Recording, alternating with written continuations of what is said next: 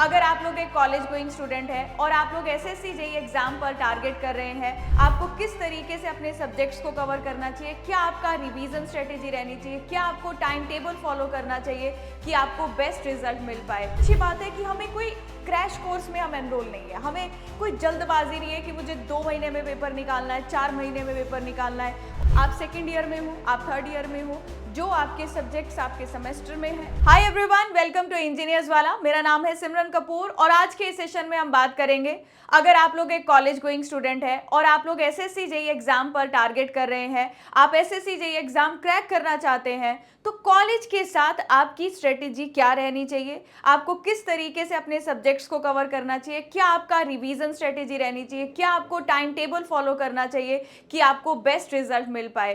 तो आज के ये सेशन में हम लोग बात करेंगे इन सभी इंपॉर्टेंट पॉइंट्स के बारे में। तो ये वीडियो को एंड तक देखिएगा क्योंकि आप लोगों के लिए ये बहुत ही इंपॉर्टेंट रहने वाली है। तो अगर आप लोग कॉलेज में अभी एडमिशन लिए हो, चाहे आपकी कोई भी रिस्पेक्टिव ब्रांच है, सिविल, मैकेनिकल, इलेक्ट्रिकल, और अगर आप लोग फर्स्ट ईयर में हैं, तो देखिएगा फर्स्ट ईयर में आपका एक ही काम है कि आप लोगों को ये देखना है कि एग्जाम का पैटर्न क्या है, एग्जाम में कौन से टॉपिक्स आते हैं, सीबीटी 1 होगा, सीबीटी 2 होगा, उसमें कौन सी चीजें पूछी जाती हैं, कौन से सब्जेक्ट्स आते हैं, किसका वेटेज ज्यादा होता है। तो आपको एक पैटर्न का पता होना चाहिए और उसके लिए आपको नंबर ऑफ वीडियोस यूट्यूब पे मिल जाएंगी और एक बेसिक इंट्रोडक्शन में आपको जल्दी से इस एसएससी जेईई एग्जाम के बारे में बता देती हूँ। देखिएगा, अगर हम सबसे पहले बात करें जो हमारा एसएससी जेईई एग्जाम है, यहाँ पर ये आपका कंप्यूटर बेस्ड टेस्ट होता है जिसको आप सीबीटी कहते हैं। सीबीटी 1 पहले आपको निकालना होगा। जो सीबीटी 1 में आपके मार्क्स होंगे वो आपके सीबीटी 2 में जाकर ऐड होते हैं और लास्ट में आपका डॉक्यूमेंट वेरिफिकेशन, यानी कि 2 स्टेजेस में आप लोगों का यहाँ पर एग्जाम कंडक्ट करवाया जाता है। तो सबसे पहले जो आपका कंप्यूटर बेस्ड टेस्ट 1 होता है, यानी कि जो सीबीटी 1 है, इसमें आपका जनरल इंटेलिजेंस और रीजनिंग के टोटल 50 क्वेश्चंस होते हैं जो 50 मार्क्स कवर करते हैं। जनरल अवेयरनेस 50 क्वेश्चंस 50 मार्क्स, और जनरल इंजीनियरिंग जो आप अपने डिप्लोमा और बीटेक में पढ़ेंगे तो उसके टोटल 100 क्वेश्चंस रहते हैं और 100 मार्क्स, यानी कि हमारा सीबीटी 1 रहेगा 200 क्वेश्चंस 200 मार्क्स। अगर हमने कोई क्वेश्चन गलत किया तो यहाँ पर आपको रॉन्ग क्वेश्चन का नेगेटिव मार्किंग भी देखने को मिलती है 1/4। अब बात आती है कि अच्छा, अब ये तो आपके पास था सीबीटी 1 का पैटर्न। जब आप सीबीटी 1 एग्जाम क्वालिफाई कर लेते हैं उसके बाद आपका सीबीटी 2 यानी कि स्टेज 2 रहती है जो आपका प्योरली टेक्निकल है, यानी कि 100 क्वेश्चंस रहेंगे आपकी रिस्पेक्टिव ब्रांच के। एक क्वेश्चन 3 नंबर कैरी करेगा तो टोटल बन गए 300 क्वेश्चंस। तो सीबीटी 2 हमारा रहेगा 300 क्वेश्चंस का, यहां भी नेगेटिव मार्किंग रहती है और इसके बाद आपका डॉक्यूमेंट वेरिफिकेशन होता है। अच्छा, अब बात आती है कि अच्छा, हमने एक क्विक रिव्यू मतलब जल्दी से एक बार देख लिया कि पैटर्न क्या है। इसको डिटेल में अगर आपको देखना है, नंबर ऑफ वीडियोज हैं, मैं आपको अलग से वीडियो प्रोवाइड कर दूंगी जिसमें सिलेबस अलग से डिस्कस किया होगा। पर अभी हम मेन मुद्दे की बात करते हैं। अगर आप कॉलेज में हो तो भाई सबसे पहले तो देखो एडवांटेज क्या है। अगर हम कॉलेज से ही अपनी तैयारी स्टार्ट कर देते हैं, तो कॉलेज से अगर हम तैयारी स्टार्ट करते हैं ना, तो देखिएगा सबसे अच्छी बात है कि हमें कोई क्रैश कोर्स में हम एनरोल नहीं है, हमें कोई जल्दबाजी नहीं है कि मुझे 2 महीने में पेपर निकालना है, 4 महीने में पेपर निकालना है और उस 4 महीने में मैं सिलेबस कंप्लीट करूं, रिवीजन करूं, क्वेश्चन प्रैक्टिस करूं, पीवाईक्यूज लगाऊं, मॉक टेस्ट लगाऊं। तो जब आपके पास टाइम कम होता है ना, तो सब चीजें इतनी जल्दबाजी में आपको करनी होती है जिसमें आपके सभी कॉन्सेप्ट्स इतने अच्छे तरीके से स्ट्रांग नहीं हो पाते। और ये वो स्टूडेंट्स फील करते हैं जब जो पास आउट है और उसके बाद अपनी तैयारी स्टार्ट कर रहे हैं, क्योंकि अगर आप पास आउट और अपनी तैयारी स्टार्ट कर रहे हो ना, उस टाइम पर आपके माइंड में एक अलग प्रेशर होगा, एक सोसाइटी का प्रेशर, एक फैमिली का प्रेशर। तो आप लोग उस प्रेशर के साथ साथ पढ़ रहे होंगे। लेकिन अगर अभी आपके पास पॉजिटिव बात यह है कि आप कॉलेज में हैं, तो आपके पास प्रेशर कोई नहीं है, लेकिन आपको अपने आप को डेली पुश करना है कि यार अगर मुझे ये एग्जाम निकालना है तो इस तरीके से पढ़ाई करनी पड़ेगी। तो सबसे बड़ा एडवांटेज है कि मेरे पास कोई जल्दबाजी नहीं है, मुझे इतनी जल्दी जल्दी कोई चीजें कवर नहीं करनी है। तो हम स्लोली कंसिस्टेंट रहकर भी अगर पढ़ाई करें तो जब हमारा डिप्लोमा या बीटेक कंप्लीट होगी तो उसके बाद हम डायरेक्टली एग्जाम निकाल सकते हैं जैसे ही हम एलिजिबल होंगे। तो अगर आप डिप्लोमा है या आपने बीटेक कर रखा है तो आप दोनों ही कैंडिडेट्स एलिजिबल हो फॉर एसएससी जेईई एग्जाम। अब देखिए एडवांटेज है टाइम का, और अगर टाइम है तो स्ट्रेस कम है, और अगर स्ट्रेस कम है तो आप उन्हीं कॉन्सेप्ट्स को और अच्छे से सीख पाते हो। और जब आप कॉन्सेप्ट्स को पढ़ रहे होते हो ना, तो अब क्या होता है कि जब आप पढ़ेंगे तो आपको पता चलेगा अच्छा ये चीज़ में मैं कमज़ोर हूँ, इसमें मुझे टाइम लग रहा है, ये फॉर्मूला मुश्किल लग रहा है, ये मैं बार बार भूल रहा हूँ। यानी कि आपकी वीकनेस क्या है, आप अपनी वीकनेस को ढूंढ पाते हो, और वीकनेस को ढूंढ कर उस पर काम करने का भी हमारे पास इनफ टाइम होता है कि मैं उस वीकनेस को भी अपना स्ट्रांग में कन्वर्ट कर पाऊँ। तो ये भी कॉलेज में अगर आप तैयारी स्टार्ट कर देते हो तो एक बहुत बड़ा एडवांटेज आपको देखने को मिलेगा। इसके अलावा देखिएगा सेमेस्टर मार्क्स आपके इंप्रूव हो जाएंगे। जैसे मान लीजिए कि आप फर्स्ट ईयर में आपने सोच लिया कि मैंने एसएससी जेईई एग्जाम निकालना है, आपने अपना सिलेबस देख लिया, आपने देख लिया मेरे सेकंड सेमेस्टर में, आपके थर्ड सेमेस्टर में सॉरी, कौन कौन से टेक्निकल सब्जेक्ट्स आपको लगेंगे, तो आप उन्हीं सब्जेक्ट से सबसे पहले अपनी तैयारी स्टार्ट कर दीजिए। अगर आप डेली का एक सब्जेक्ट, मैं अभी लास्ट में आपको बताऊंगी कि आपको किस तरीके से कवर करनी है चीजें, पर अगर आप एक दिन का एक लेक्चर भी देख रहे हो किसी फैकल्टी का, और मैं ये क्यों कह रही हूँ, आप सेल्फ स्टडी से भी तैयारी कर सकते हो, आप स्टैंडर्ड बुक से भी तैयारी कर सकते हो, लेकिन हो सकता है उसमें आपको टाइम ज्यादा लगे। एक फैकल्टी, एक एक्सपीरियंस फैकल्टी से आपको ये पता चलता है कौन सी चीजें डिटेल में पढ़नी है, कितनी कहाँ से क्वेश्चन प्रैक्टिस करने हैं, कौन से टॉपिक्स इंपॉर्टेंट है, और ये चीजें आपका टाइम बचा देती हैं। तो मान लो अगर आप एक दिन का एक लेक्चर भी कहीं से भी कवर कर रहे हो, चाहे आप यूट्यूब से पढ़ रहे हो, तो अगर आप वो कवर कर रहे हो एक दिन का, तो भी आपका जो पूरा बीटेक या आपका डिप्लोमा का जो सिलेबस है ना, विद इन 1 ईयर आप कंप्लीट कर सकते हो, अगर आप कंसिस्टेंट रहकर पढ़ाई कर रहे हो। ठीक है, अच्छा, तो अभी हम बात कर रहे थे सेमेस्टर मार्क्स इंप्रूव होने की। तो अगर आप फर्स्ट ईयर में तैयारी सोच लो कि मैंने यहाँ स्टार्ट करना है, फर्स्ट सेमेस्टर में आपने फर्स्ट ईयर में आपने एक ओवरव्यू ले लिया कि एसएससी जेईई का एग्जाम जो है इस तरीके का होता है, इतने मार्क्स है, मैंने ये चीजें पढ़नी है, और अपने नेक्स्ट ईयर के टेक्निकल सब्जेक्ट्स जो जो आपके सेमेस्टर में है उससे अपनी तैयारी को शुरू कर दो। कुछ एक बेसिक सब्जेक्ट्स हैं जो आपको टेक्निकल में बाकी टेक्निकल पढ़ने से पहले आने चाहिए, तो कोशिश करेंगे कि सेमेस्टर स्टार्ट होने से पहले हम वो बेसिक चीजों को कवर कर ले, जो हमारे कॉम्पिटिटिव में भी काम आएगी और हमारे सेमेस्टर में भी काम आएगी।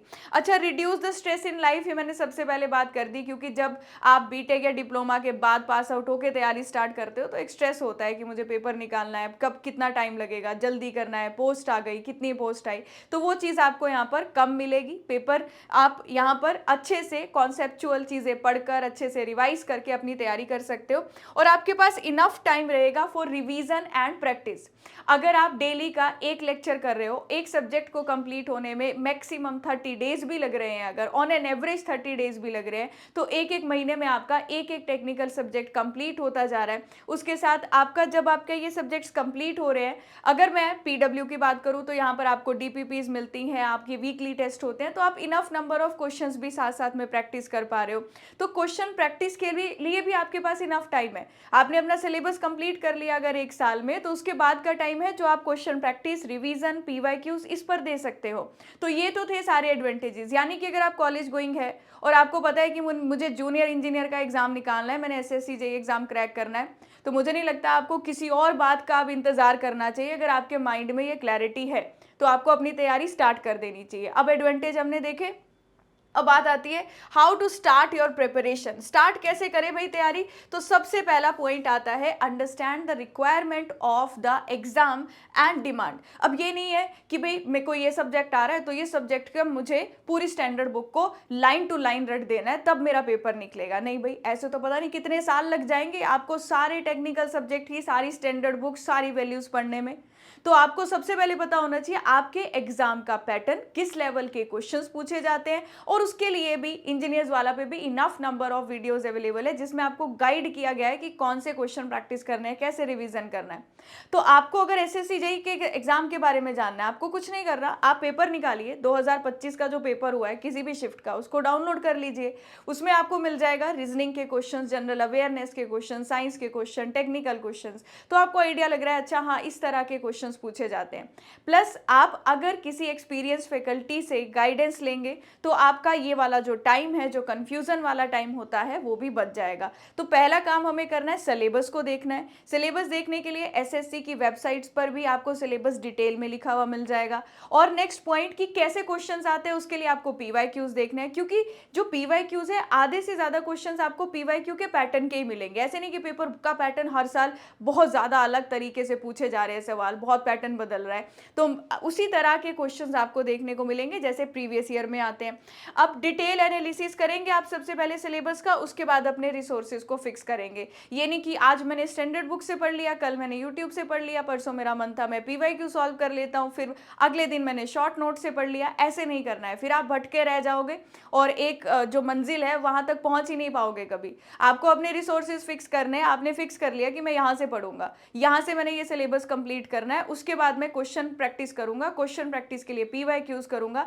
तो एकदम ना आपको एक तरीके से तैयारी करनी है, ऐसे बिखरे हुए नहीं तैयारी करनी है। तो अपने रिसोर्सेज को फिक्स करिएगा कि मैं पढ़ूंगा यहाँ से, कोई भी, चाहे आपका वो यूट्यूब का फ्री लेक्चर है तो पर आपको उसके लिए कंसिस्टेंट रहना है कि भाई मैं पूरा सारे सब्जेक्ट के जो लेक्चर्स हैं यहाँ से कवर करके सब्जेक्ट को अच्छे से कवर करूंगा एंड देन PYQ सॉल्व करूंगा। तो थोड़ा अपने रिसोर्सेज को फिक्स करिएगा।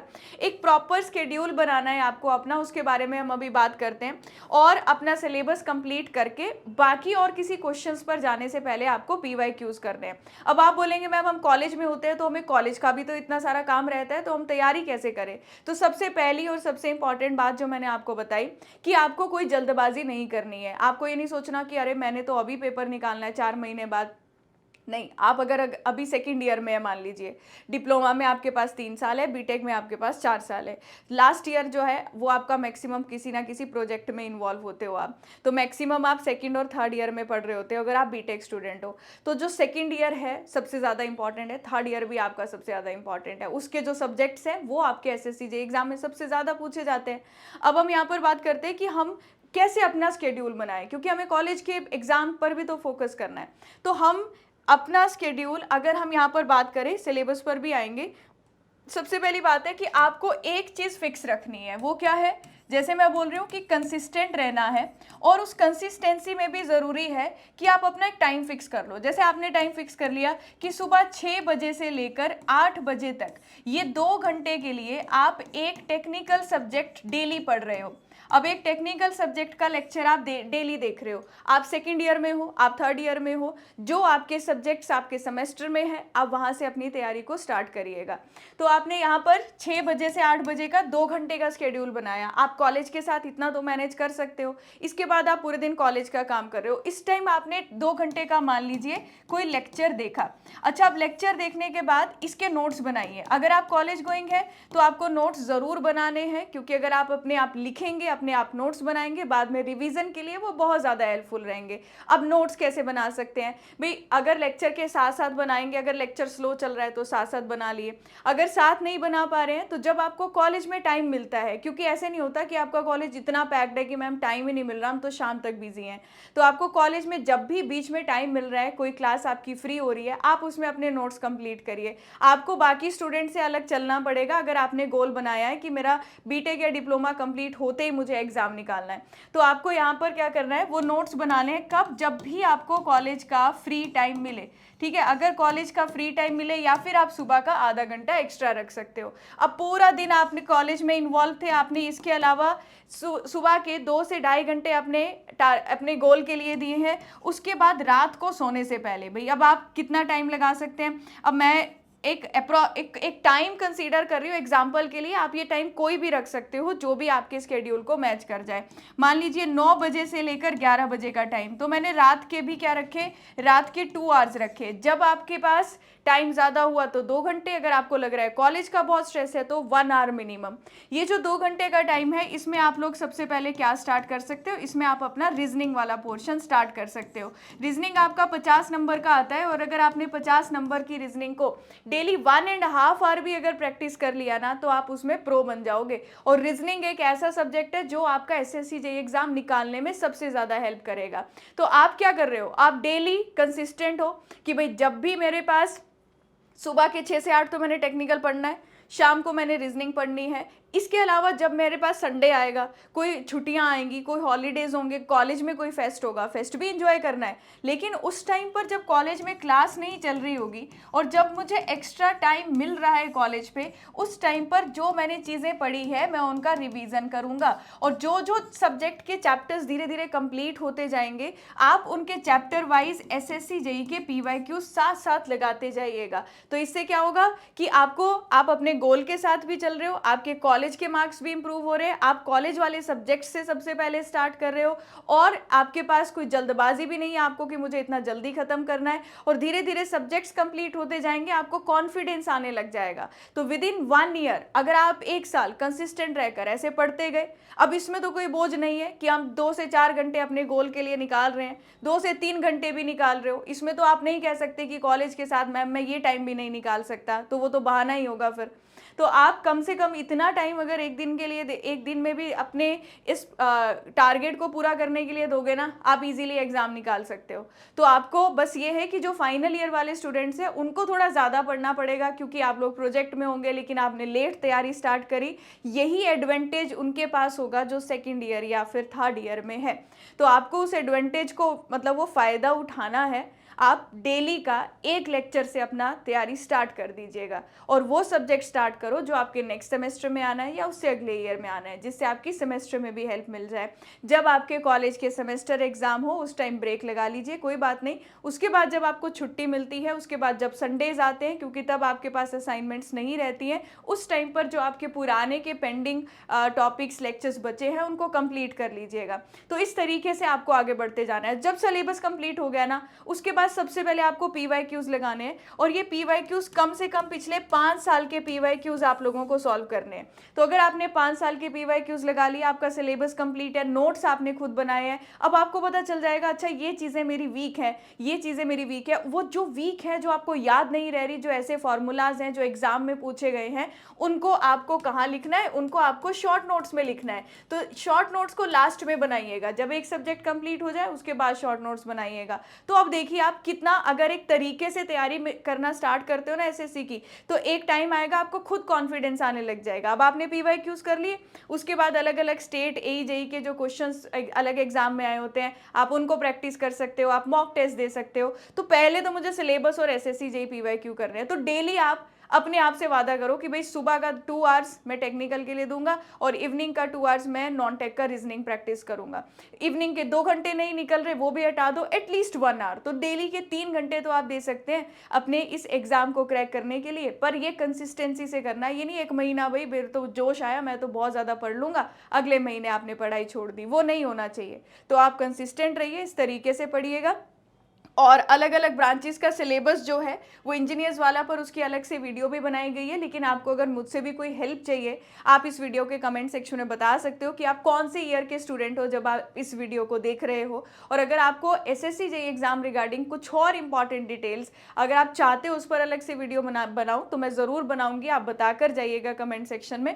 तो ये हमारा जो सिलेबस है ना, ये सिविल इंजीनियरिंग ब्रांच के ये सारे टेक्निकल सब्जेक्ट्स हैं जो आपके CBT 1 और 2 में भी पूछे जाते हैं। तो सिलेबस का डिस्कशन एक सेपरेट वीडियो में करेंगे, कट ऑफ क्या रहती है, आपको कितना मार्क्स यहाँ पर टारगेट करना होगा, किस पैटर्न के क्वेश्चन आते हैं। अगर आप उन पर वीडियो चाहते हैं तो कमेंट सेक्शन में बताना। और आप मेरे साथ कनेक्ट हो सकते हो, ये मेरे पास ये मेरा टेलीग्राम ग्रुप है, तो आपको टेलीग्राम पर सर्च करना है सिमरन मैम PW। तो आप यहाँ पर मेरा टेलीग्राम ग्रुप जो है ये स्कैन करके भी आप ज्वाइन कर सकते हो। तो आज के सेशन को मैं यहीं पर एंड करूँगी। होपफुली आपको बहुत सी चीज़ें सीखने को मिली होंगी रिगार्डिंग SSC JEE एग्ज़ाम।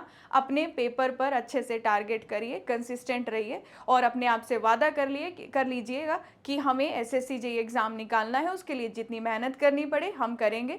जो अब फाइनल ईयर स्टूडेंट्स हैं उनके ऊपर थोड़ा स्ट्रेस ज़्यादा होगा, लेकिन आप लोगों का ही ये डिसीजन था कि फाइनल ईयर में आपने आकर सोचा कि SSC JEE निकालना है तो तैयारी अब शुरू करें। तो उस वजह से आपको थोड़ी सी जल्दबाजी करनी पड़ेगी। आपको सिर्फ एक लेक्चर से काम नहीं चलेगा, कम से कम 2 टेक्निकल सब्जेक्ट्स को साथ चलाना पड़ेगा, तब जाकर आपका सिलेबस टाइम पर कंप्लीट होगा। ठीक है, चलिए तो मिलेंगे किसी एनी अदर वीडियो में इंजीनियर्स वाला चैनल यूट्यूब पर।